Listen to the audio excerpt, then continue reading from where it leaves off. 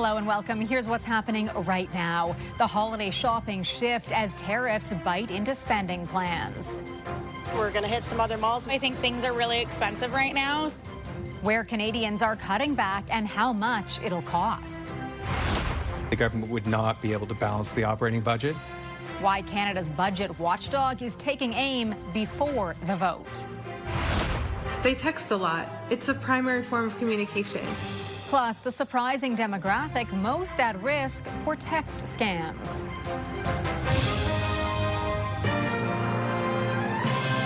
CTV National News with Heather Butts. With the holiday season fast approaching, Canadians have already started shifting their spending habits to avoid a painful price tag. In the midst of tough economic times, a new survey suggests shoppers are hitting stores early and plan to spend less money as a result of tariff concerns. CTV's John Benavali-Rao now on how Canadians are making lists and checking them twice. John. Heather, given the economic challenges this country is facing, it is perhaps no surprise some consumers are approaching spending this holiday season with a bit of anxiety. At Toronto's Eaton Centre, it's beginning to look a lot like Christmas. And with the holiday season fast approaching, some shoppers already crossing names off their list. We're just getting ready. We already have our trees up. We're doing some shopping today. We're going to hit some other malls as well and do some shopping. And the survey offering a snapshot of how Canadians plan to spend amid worries about tariffs, the job market, and inflation. I think things are really expensive right now, so I'm probably going to be cutting back a little bit this year or budgeting well or just making sure I'm buying things on like Black Friday. The survey by BMO finding 41% plan to cut back on holiday spending and 15% budgeting to shell out more on gifts, anticipating higher prices due to tariffs. It is concerning that, everything is more expensive. Some said they plan to buy more Canadian-made products to avoid tariffs, while a quarter said they started shopping early to avoid potential tariff-related price increases. And respondents on average plan to spend $2,300, which includes travel and food. There's this general concern from Canadians of just maybe needing to be really fiscally responsible over the holidays, because there's still a little bit of uncertainty of where things are headed next year. As for where Canadians may cut spending, holiday decorations, travel, and dining out were top items. I'm finding the prices have gone up so much, just even food. So I think this year definitely spending a lot less on presents in general. A separate survey recently found more than half of Canadians feel anxious about affording the holidays, and 61% don't feel financially prepared for them. Meanwhile, a quarter of those surveyed by BMO said they plan to cut back on the number of people on their holiday gift list. Heather. All right, John, thank you. CTV's John Benavali-Rao in Toronto. After 5 years of catching speeders and racking up millions of dollars in fines, Ontario's speed enforcement cameras are now officially banned in the province. A major victory for those who call them a cash grab, but a senseless loss for safety advocates. CTV's Alison Hurst now on the end of an era, but not the debate around road safety. Speed cameras save lives. Walking a marathon by lapping the plaza that houses Premier Doug Ford's constituency office. Cameras save life. Do the right thing, Doug Ford. Do the right thing. Members are calling on him to change his mind about turning off automated speed cameras. Isn't he allowing people to break the law by removing these cameras, which simply catch people doing what they're not supposed to do? While it's just a small group of walkers, with just 2 planning to go the entire 42.2 kilometers, organizers Thomas DeVito and Jess Speaker brought a petition with almost 10,000 signatures to his office. Well, this office is supposed to be staffed from 9 to 4. There was no answer, so they slid the stack of names under the door. I mean, I just think it's emblematic. We're knocking, but nobody's answering. This is how thousands of Ontarian parents have felt over the course of the last month and a half. Vowing to keep the fight going as long as it takes. The Premier does not have a monopoly on being stubborn. Parents all across this province are stubborn as hell when it comes to the well-being and the safety of our children, and we are going to walk until we have no more shoe leather to fight and save this program. I can't understand why any elected official would think that playing games with children's safety is acceptable. It's not. As of midnight, speed cameras across the province went dark, putting an end to a program a Sick Kids study found reduces speeding by 45%, and the Premier has called a tax grab. We know that speed cameras works. It protects our children. in school zones. Mayor Olivia Chow says without the money from fines, other safety measures lack funding. The funding for both the traffic cops and the crossing guards. You're talking about 911 crossing guards and 18 police officers. That funding is now gone as of today. The province has promised $210 million to support other safety measures such as speed bumps, raised sidewalks, signage, and roundabouts, adding it would make $42 million available immediately for areas that previously had speed cameras. This has been used as a revenue generation tool when it shouldn't have been, and that's why we've stepped up and today, just to the City of Toronto alone, given $10 million for real effective measures that will replace speed cameras. This group says this decision has made the province less safe. The speed cameras make a difference, and I can't even believe that they're taking them away. These members vowing not to give up the fight. Alison Hurst, CTV News, Toronto. Mark Carney's first ever federal budget hasn't yet been approved by Parliament, but it's already being criticized by the Parliamentary Budget Officer. The interim PBO is independent and nonpartisan, and he's calling the government's accounting into question. CTV's Judy Trin now on what the PBO has to say about the government's budget math. Judy, what can you tell us about those concerns?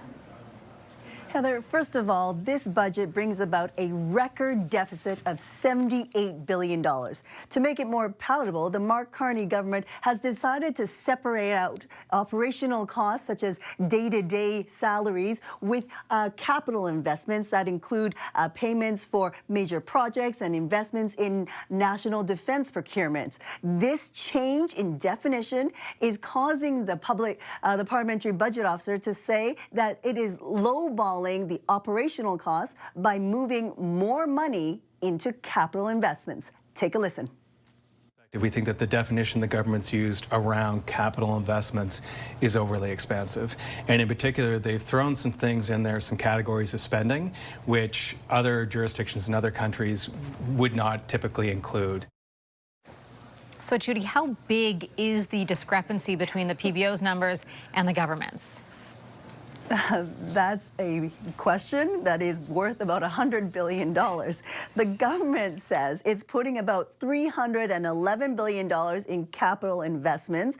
The PBO says that amount is actually about $217 billion. So that's a difference of $94 billion.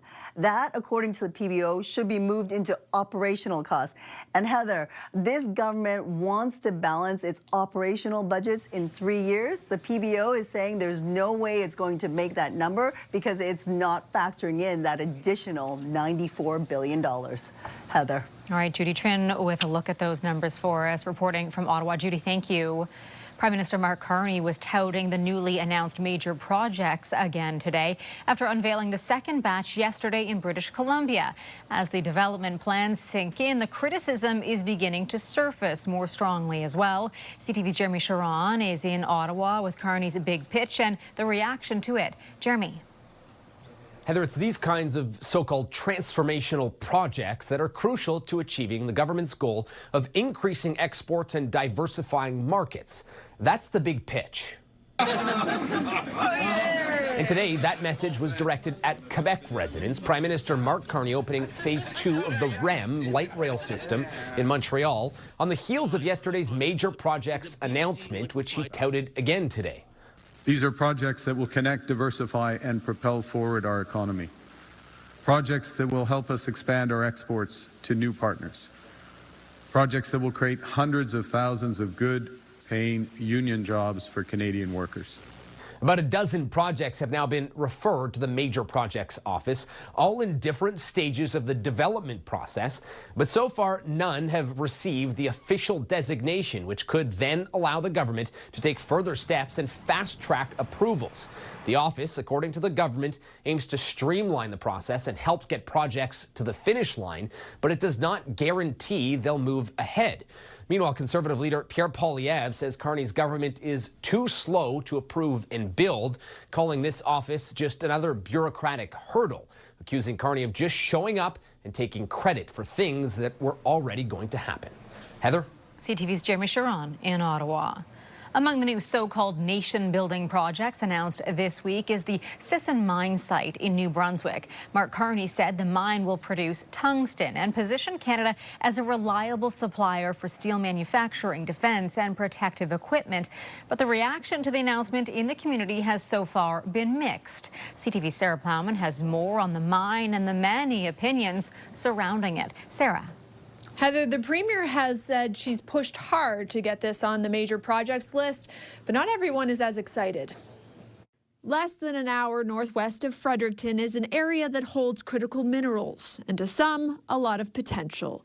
The Sisson mine in New Brunswick will produce tungsten, the strongest metal in the world.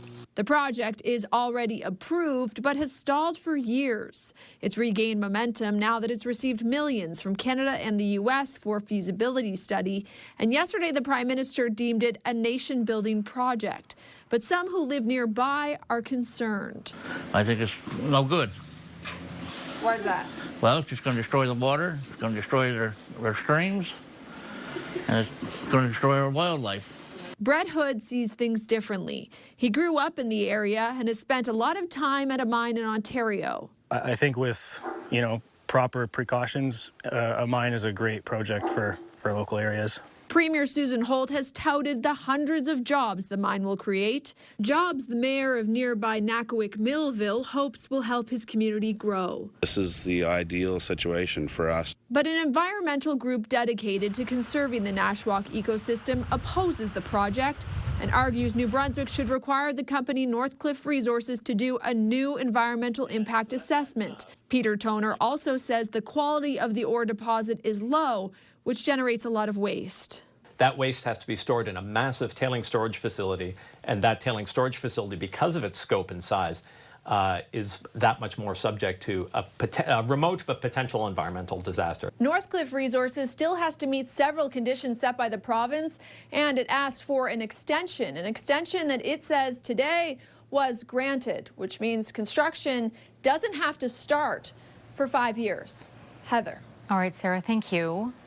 The U.S. Department of Justice has confirmed it will investigate alleged links between convicted sex offender Jeffrey Epstein and high-profile Democrats.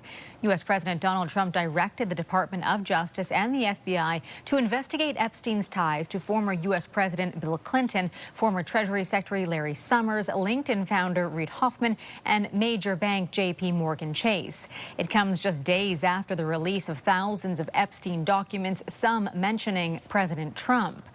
Trump also wrote the Democrats are trying to bring up the Jeffrey Epstein hoax again because they'll do anything to deflect on how badly they've done on the shutdown and many other subjects. Only a very bad or stupid Republican would fall into that trap. A royal happy birthday to King Charles, who turns 77 today. The King's Troop Royal Horse Artillery marked the occasion with a 41-gun salute. The royal family posted this image from the Sandringham estate to celebrate the King, who is still undergoing treatment for an unknown form of cancer. The family sent out thanks for kind words and well wishes, while the Royal Collection Trust posted an image of a baby Charles with his mother, the future Queen Elizabeth. Coming up, a dangerous wait for help. I needed to come to the hospital. I was fearing for my life. What happened after a patient was left without care for 20 hours?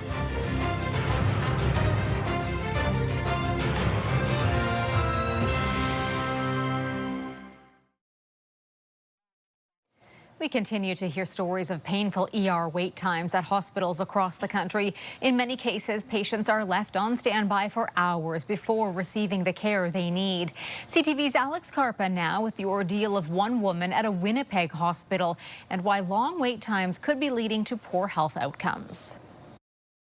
July 3rd, 2025 was a day Lori Statina will never forget. I needed to come to the hospital. Statina was in a lot of pain. She was taken in an ambulance to the Grace Hospital in Winnipeg, where despite telling the triage nurse she was in pain, she waited and waited. I was fearing for my life. Her pain was getting worse, and after around 20 hours, she was admitted. Only then she found out she had been suffering from a mild heart attack and her bowel was perforated, and she was taken in for emergency surgery. I didn't even know what I was having surgery for. and they put me out, and I woke up to having 19 staples from basically the top of here all the way straight down. The Winnipeg Regional Health Authority in a statement said they recognize the challenges patients and staff continue to face in emergency rooms and are working to improve patient flow and reduce wait times. Long wait times definitely lead to poor patient outcomes. Emergency physician Dr. Noam Cates says wait times have ballooned dramatically over the last few years, and this, he says, makes it difficult to do his job and give patients the care they need. We desperately want to be able to get people into appropriate treatment spaces. Health advocates say stories like Statina's are happening all too often at hospitals right across the country and want to see change to prevent incidents like this from happening in the future. Hopefully we can move more towards a preventative model, that people get the care early so that they can avoid the emergency room and hopefully reduce the kind of stresses that we have on their system. I'm afraid. As for Statina, she said she's sharing her story because she wants to see change within the healthcare system so others don't have to endure the same pain she did. Alex Carpa, CTV News, Winnipeg. A Montreal woman is sharing her nightmare after biking through what she thought was a puddle, only to be sent to the hospital with serious injuries to her face. The frightening moment captured on video. Darlene Demchuk is seen approaching what looks like a puddle, only to fall into an uncovered construction pit while trying to avoid cycling into traffic. The impact breaking her nose and requiring immediate facial reconstruction surgery. The fact that I could just ride my bike into that hole tells me that it wasn't properly secured. Soon after, Demchuk returned, measuring the depth of the pit with a 10-foot pole to show the dangers of leaving the area uncovered. Still ahead, inside, the mission to salvage a shipwreck, weathering the elements and a widening field of debris.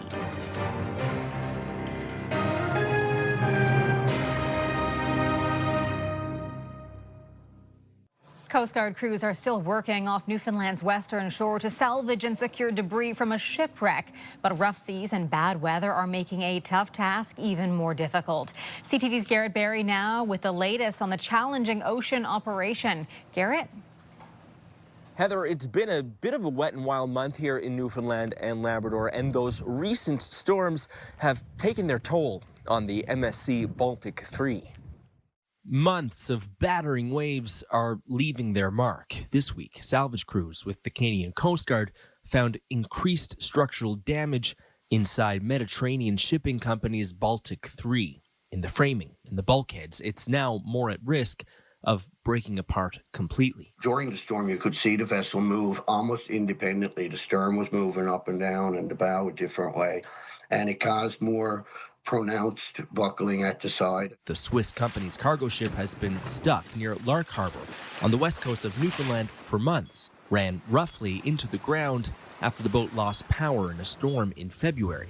It was carrying cargo from Montreal to Corner Brook. A dramatic helicopter rescue saved all 20 of the crew. For 9 months now, Coast Guard workers and contractors have been cleaning up the boat and the fuel. Normally, these vessels are designed to be at sea, so we don't necessarily design them to be the way that this thing is behaving. Naval architecture instructor Winston Pinn says it's a testament to the boat's design that it's lasted so long aground. But the job of the Coast Guard is getting harder as the boat disintegrates.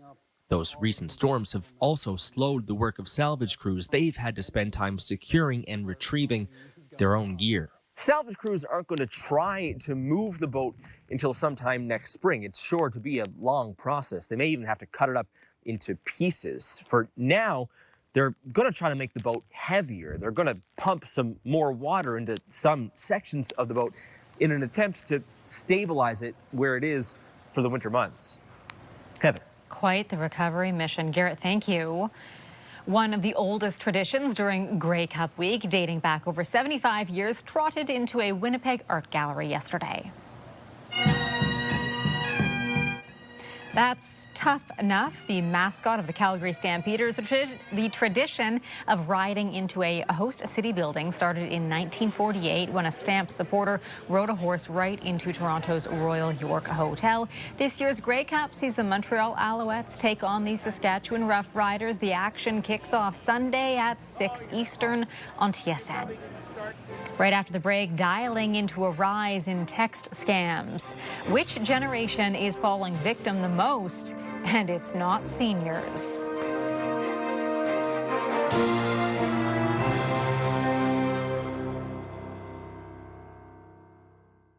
It's a hassle that many of us have to deal with every day. Getting those annoying messages that are connected to fraudulent activity. A new survey finds that texting scams have jumped 50% in the past year, and you may be surprised to find out which group is most at risk. Here's CTV's Pat Foran.